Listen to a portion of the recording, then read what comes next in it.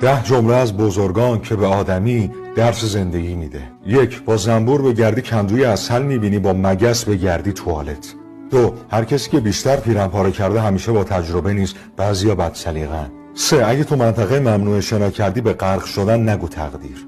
اگه دستایی رو که بهت نون میدن و گاز بگیری محکوم به بوسیدن پاهایی میشی که لگدت میزنن. 5. آغوش عنکبوت فقط برای طعمه هاش بازه. 6. هر وقت با حرف کسی نظرت نسبت به شخص دیگه عوض شد بدون از سن فقط عددشو داری. 7. سوزن خالی کاری ازش بر نمیاد اگه دوختتت بدون یه جایی بهشون نخ دادی. 8. قبل از اینکه سراغ فلسفه، هنر، تاریخ، هر چیز دیگه ای بخوای بری اول باید شکمت سیر باشه. شکم خالی دین و فضل و هنر و فلسفه سرش نمیشه. 9. وجدانتو بفروشی دنیا رو میتونی بخری اما خودت دیگه دوزار نمیارزی.